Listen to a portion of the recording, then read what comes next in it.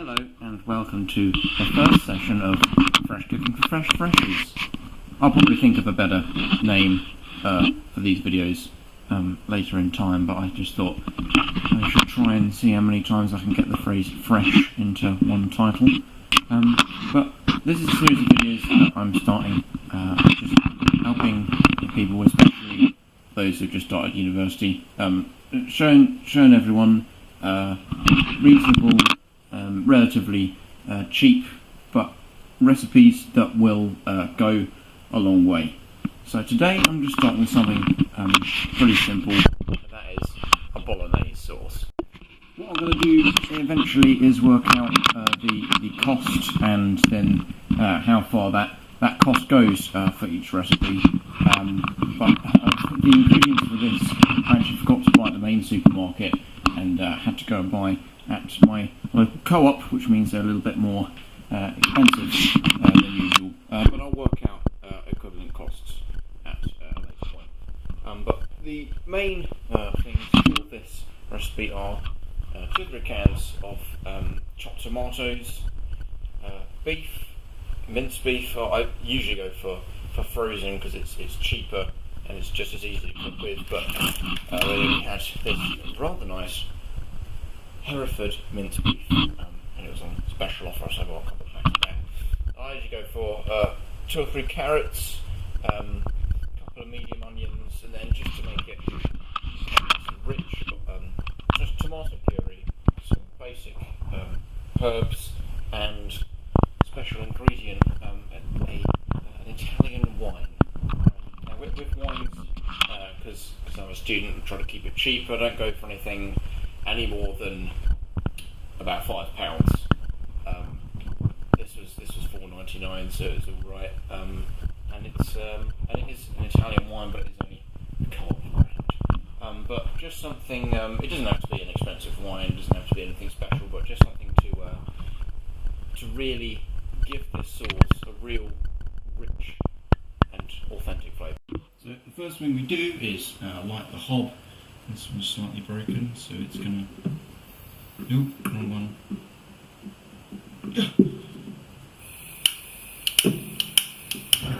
Whoa! Fire! Okay, so that's the big hob. Because this is, I make these recipes in bulk, I'm going for the large hob. Maybe just turn that down a bit initially, but with this recipe, it gets to a point where you need to leave it just to cook for about half an hour to an hour, but first of all we're just going to use the big one. So the first thing we add is the chopped tomatoes in there. Ooh, isn't that lovely? That's probably a bit too high, so I'm just going to turn that down a smidgen so the temperature's still there. I'm only putting 2 cans in at the moment because I'm sceptical of the amount of meat that's actually going to come out of the packets of mince. So I'm only putting 2 in, but if there proves to be enough mince, I'll probably put more in at a later point. Just make sure that's nice. After the tomatoes been in there for a little while, I put the carrots in first. So these are not organic, purely organic carrots. So just going to peel these. I'm hoping that you know, how to peel a carrot. If you don't, then I'm not going to do an instructional video on how to cut carrots. I think it's very rudimentary, but I'm just using a peeler just to cut them off, and then for the ends, just using a knife just to cut that off so it's not a bit. Now I've just finished peeling the carrots, and now I'm just going to cut them. With carrots, I usually find they can take quite a while to actually fully cook properly. So I'm making sure they are cut really quite thin, because obviously that means that they'll cook in a shorter amount of time. So just making sure you cut them relatively thin. I'm only allowing each slice to be about 2 millimeters thick. I don't know what that is in imperial units, you'd have to look that up if you are American. But yeah, that's what I do. And we'll put those in. Okay, now I've chopped all the carrots. Now I'm just going to put all of them in the pot. Get in there, little pieces. Okay, now we're just going to mix them in. That's quite a lot of carrot. So what I'm probably just going to do is put the other can. So that's all in there, and I put the other can in, so we've got 3 empty cans. Now what I'm going to do is cut the onion. Now people say a lot of different things about cutting the onion, and they're all like, it's going to make my eyes all teary, but the solution I usually use is to get your knife and just put it under the tap so it's nice and wet. And what that does is absorbing the toxins that the onion naturally produces as its defense mechanism, so they shouldn't then go into your eyes. I should just point out that firstly, Neil is in the kitchen, and secondly, if you notice any difference in the video quality, it's because the fine extreme sports camera I was using has now run out of battery, so I'm using my phone. But let us continue.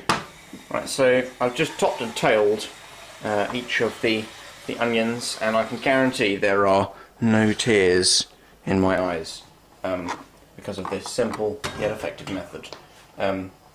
So with onion, because it's relatively soft, it will cook very quickly, especially when this is bubbling very nicely. Whereas carrots are denser, and they are just a more complex biological structure, if that's the correct scientific term. So they will just in general take longer to cook than onions. So onion, it doesn't really matter how fine you want to chop them. Now I've just finished chopping the second onion, so I'll just pop that in with the rest of it. Neil's cooking some noodles. At the moment, obviously, this is just a rather vegetarianised example. You can add whatever vegetables you want into this, but I'm just sticking with carrots and onions today. But at this point, I usually might add in some garlic or something like that, but I'm just gonna be popping in some herbs today. So all I'm going to do is just put just a pinch of these mixed herbs. That's not quite enough.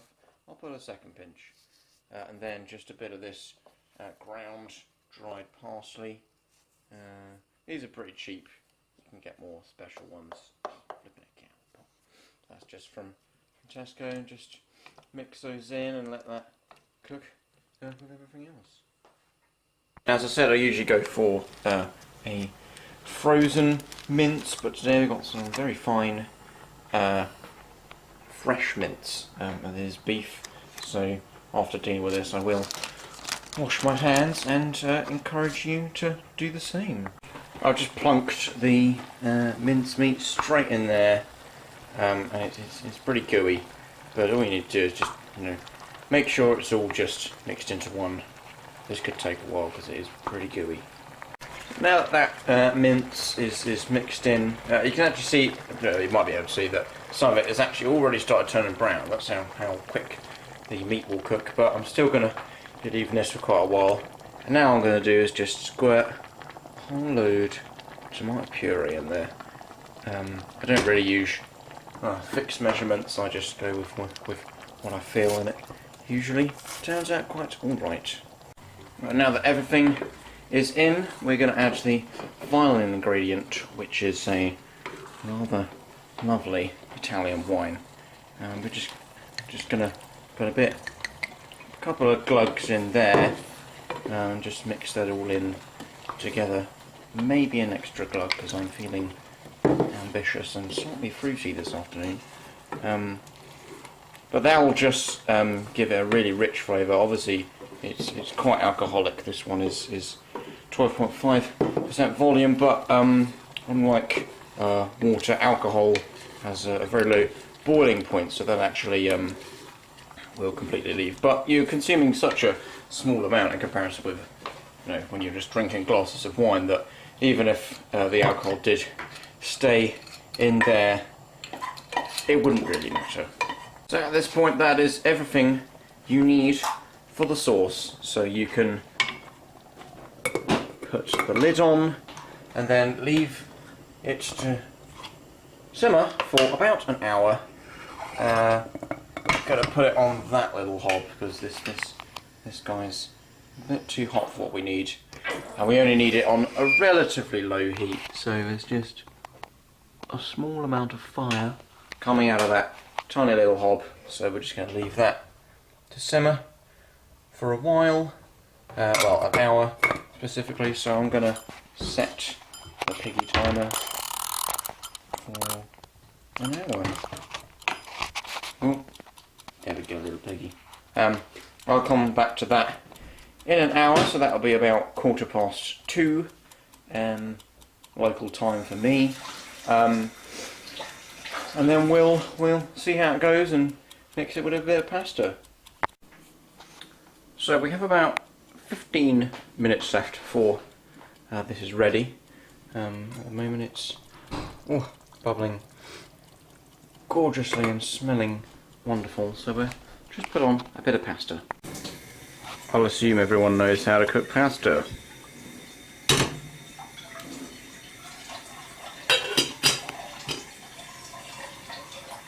Well, Bolognese it's just finished and it is looking wonderful.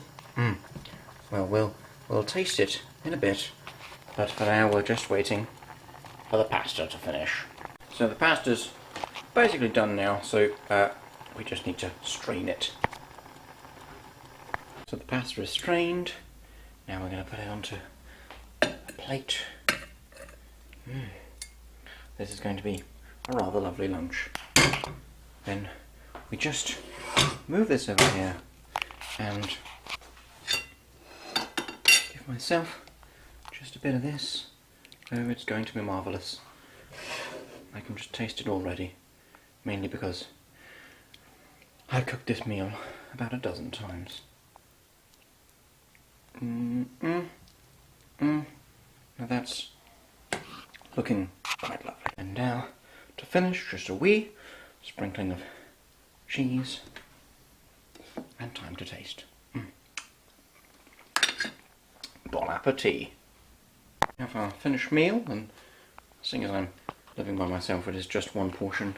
The rest of it has gone into a couple of boxes, and these will be put in the freezer. So you can either use that for, you know, another bolognese, or well, this week I'm going to save these for another recipe, which you will see later on this week.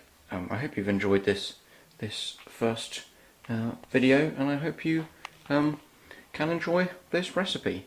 I'll see you again very soon.